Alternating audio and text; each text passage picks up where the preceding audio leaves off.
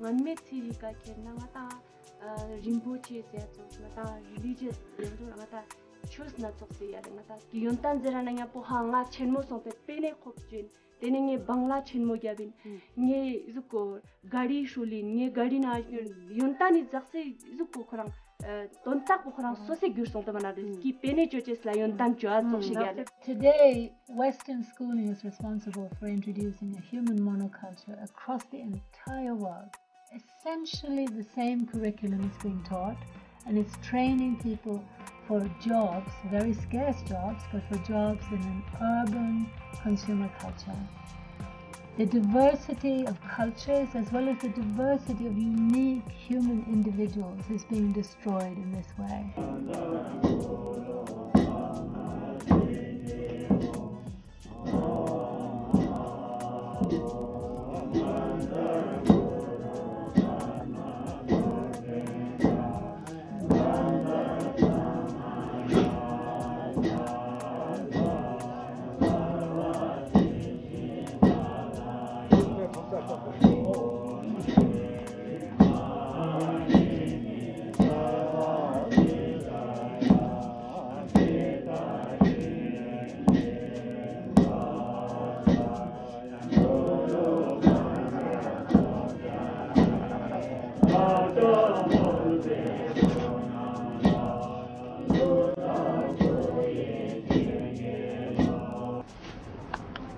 There is no doubt that if we look honestly at the traditional forms of education and compare them to today's modern education system, that the traditional forms of knowledge fostered sustainability.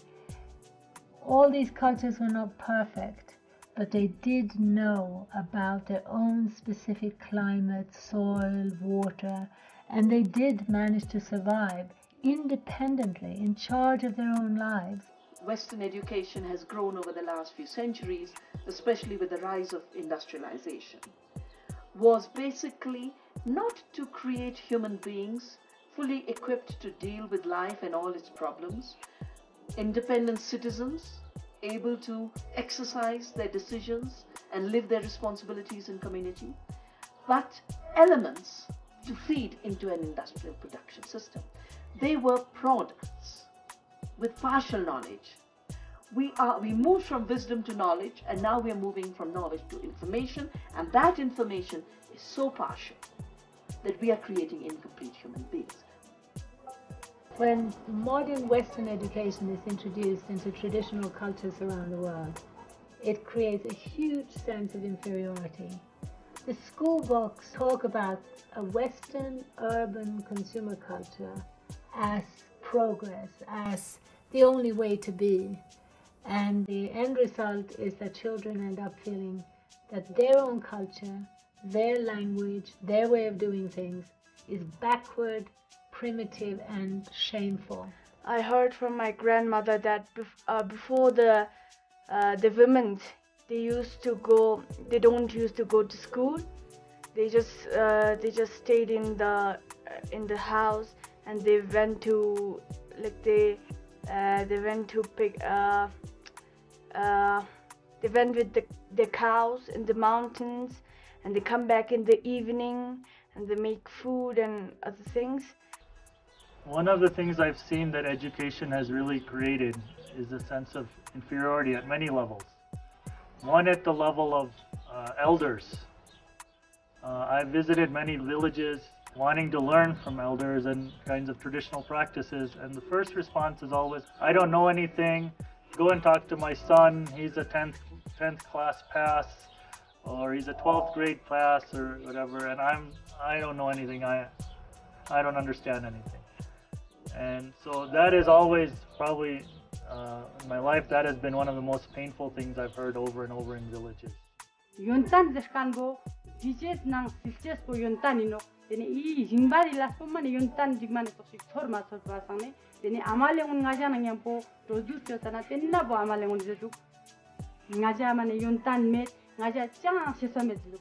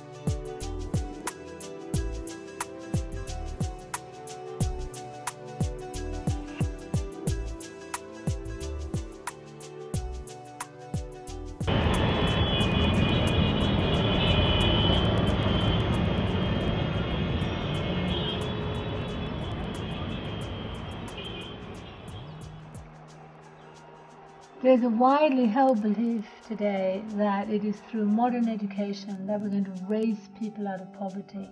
But if we look honestly at what's been happening, we'll see that it's the advent of colonialism, development and aid that have created poverty. In the pre-modern or pre-development systems and economies, you will not find the kind of poverty that you do in the modern slums of Calcutta and Mexico City, Beijing. Today, in most traditional villages, whether it be in China, India or Africa, people are led to believe that the future is this modern urban consumer culture. And they are going into debt. They're selling their houses to give their child an education. The great hope is that they're going to get a good job as an engineer, as a doctor in the modern economy. Less than 10% are succeeding. 90% end up failures. They might get a job as a servant or as a car mechanic, but it is not the glorious life that people had hoped for. The other thing is a loss in terms of the kind of richness of imagination and cultural resources that people could bring, because I think those who are branded as failures actually have a wide variety of capacity to think in different ways, and that is all being suppressed and lost. And so people who can only think in a very fragmented, one-dimensional kind of way, those people are getting rewarded.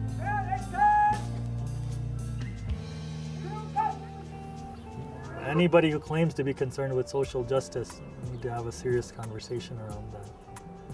I come from the central Himalayan region which is called Garhwal, and the women of Garhwal worked very hard to make sure their kids would have schooling. But of course the schooling was the institutionalized schooling of the kind that doesn't teach you anything about your local ecology, your local culture, your local economy, or your ability to be productive. It basically teaches you to be a semi-literate for another system to which you have no entry, because you don't belong to the right class, you don't belong to the right privilege, etc. I now go back to those same villages, and the women say the worst mistake they made was to think that that kind of education would help. That we have a saying in Hindi, "Dhobi ka kutta na ghar ka na ghat ka," that it's the washerman's dog who belongs neither to the place where the washing is done nor to the home. They're in between people, and they're falling through the cracks of an in-between world. It is so sad to see how many Westerners come out to remote, relatively sustainable, relatively intact economies and cultures and fall in love with the place. They want to stay, they want to come back, they love the people. They find the people incredibly happy, incredibly kind, incredibly helpful. And then they want to help, develop, bring in Western schooling to improve the lives of these people.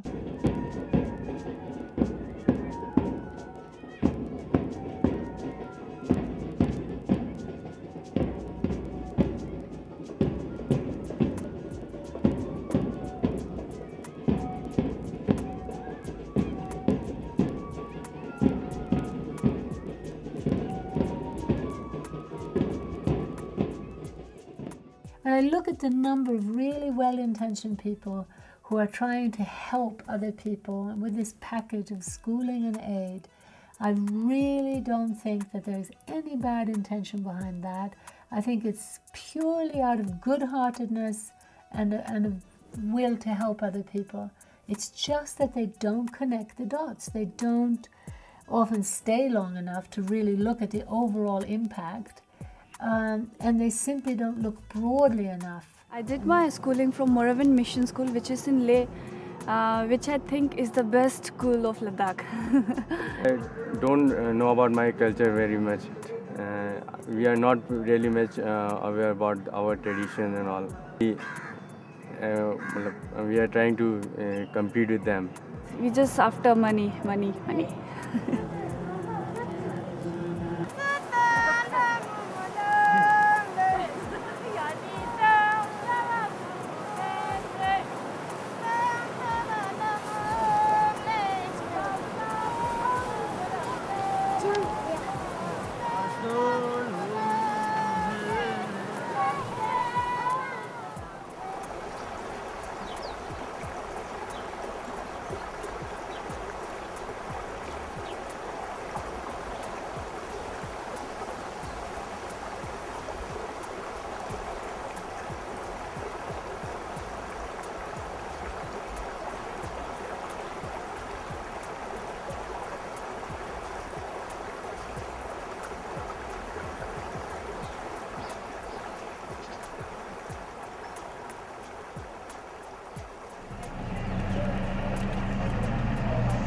how could we have done this kind of thing to people, and thinking that, you know, creating concrete, you know, jails and locking people up into that, and giving them books that tell them about nature is a better way to think about life than actually spending time in nature. Why it is given this name? Can you tell me? Do you have any idea why we call this name? The spelling is xerophatic. It's xerophatic. Why do we call this name? Xerophatic vegetation. The type of vegetation that we have here in Ladakh is xerophatic. Now, can you cite me the reason why we call this type of vegetation as xerophatic vegetation? Anyone in the class? Anyone? Anyone? Do we have heavy rainfall here? No, we have scanty rainfall here. So for that reason, as we have discussed, that we don't have good type of vegetation here. We can't expect to have, you know, forest, good forest. We can't expect to have great vegetation here. And we are here. I just wanted to add that with the distinct type of plants, animals, and the environment, human is also included in the ecosystem. Understand? Now, how is human included? Why do we say that human is an integral part in the ecosystem? How do you think that humans are involved in the ecosystem? Anyone in the class?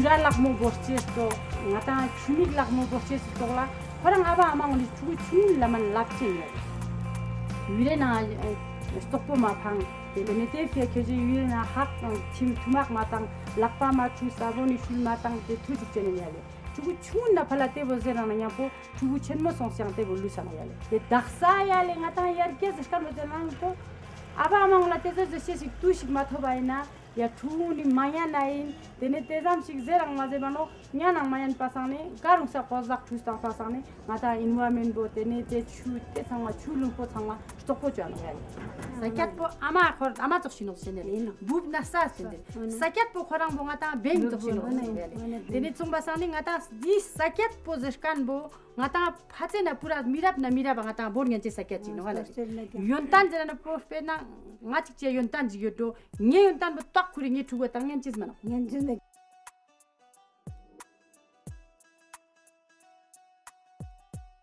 One of the things that's always quite surprising to me is people's understanding of Gandhi. All over the world, people claim to be big fans of Gandhi, and if you actually start to look at what the man wrote, he was extremely critical of modern education, and particularly Western knowledge. That was something that Gandhi was openly questioning. What is the great contribution of Western knowledge actually to the well-being of life on the planet? And so people misunderstood that, they thought that Gandhi was against the British. And actually he said, I have no problem with the British, but they need to understand that these systems that have been created all over the world are fundamentally disempowering, dehumanizing, destructive, not only to human beings, to all life on the planet, and they cannot sustain themselves. He said this in 1909. And he said, we're not just trying to get rid of the British and keep their systems. He used a very nice phrase. He said, this freedom struggle is not about getting rid of the tiger, but keeping the tiger's nature.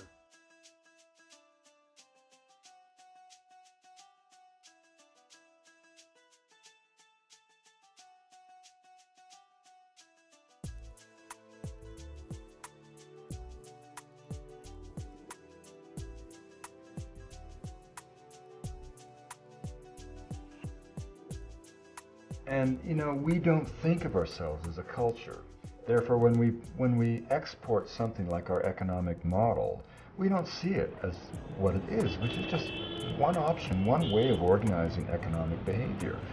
And yet when you think about it, all the indices of the development paradigm say almost nothing about quality of life. People talk about per capita income quadrupling. Well, what does that mean? It might mean that some farmer has gone from a non-cash agrarian economy into a sweatshop in a slum in Delhi.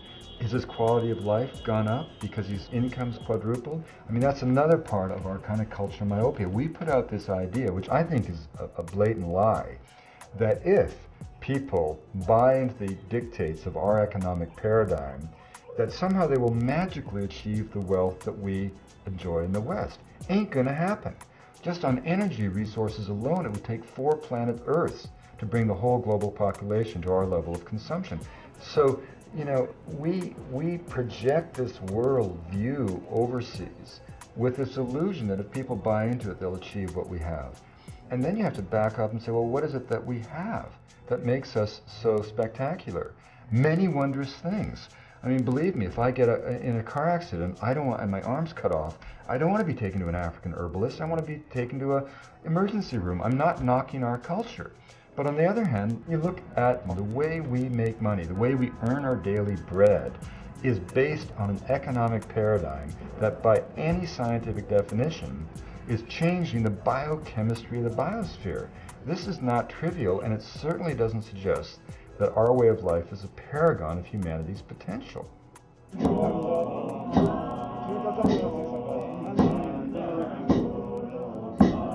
And it's really important that as we think of different cultures, you know, there's this sort of idea that these other peoples, you know, quaint and colorful though they may be, are somehow destined to fade away as the real world, our world, moves on. Nothing could be further from the truth. These cultures are not frail and fragile. On the contrary, they're dynamic, living peoples being driven out of existence by identifiable forces. Why is that so important? It's important because culture is not trivial. You know, culture is not decorative. It's not feathers and bells. It's not dances. It's not even ritual. Culture is a blanket of moral and ethical values that we insulate the individual with. And if you want to know what happens when culture is lost, and yet the individual survives, a shadow of their former selves, unable to go back to the comfort of tradition and roots, but cast adrift into an alien world where generally the destination is simply the lowest rung on the economic ladder that goes nowhere. You just have to look at the seas of misery that are the demographic centers of the third world.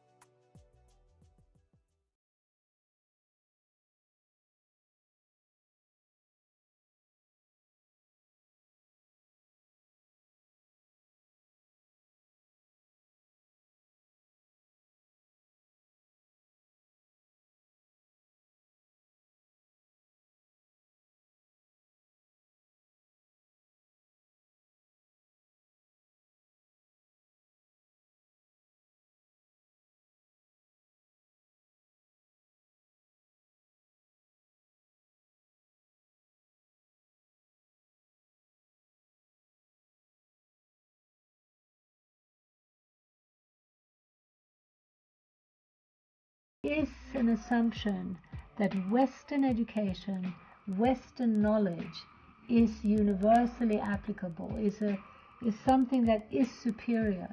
There's a sense that we have evolved to a higher level of being, and that these people, however lovely they are, they're going to benefit from this superior knowledge.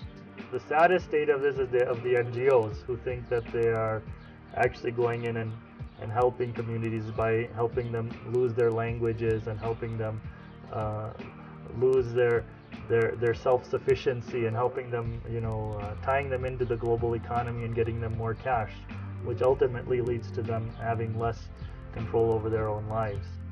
A lot of them are very well-intentioned, good people who are actually thinking they're doing something good for children and for communities, but they don't understand, I think, the much larger game in which they are pawns. The bottom line is, we're living through a time of transition that it just behooves us to pay attention to.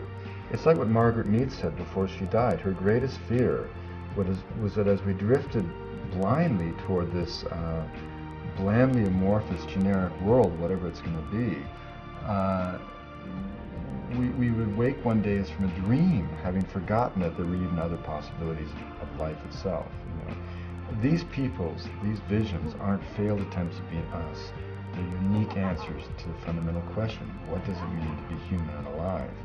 And many of those peoples, when they answer that question, they answer in ways that have allowed them to live sustainably on the planet for, by definition, generations. The species has been around for a long time. Who knows when you want to say it began as a social form, 150,000 years ago? The Neolithic Revolution that gave us agriculture, that's only 10,000 years ago. Modern industrial society, as we know it, is scarcely 300 years old. That shouldn't suggest that we have all of the answers for all of the challenges that are going to confront us as a species in the ensuing millennia.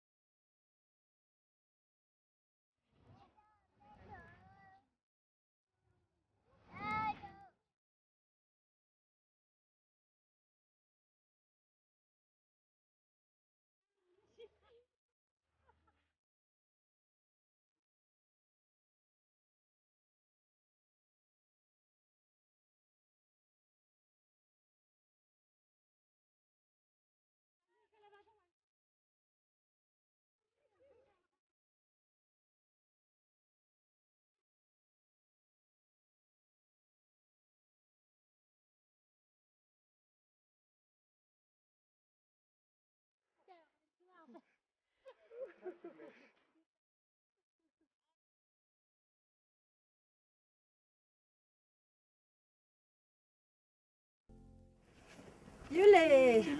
Ja, Julie, Julie. Julie.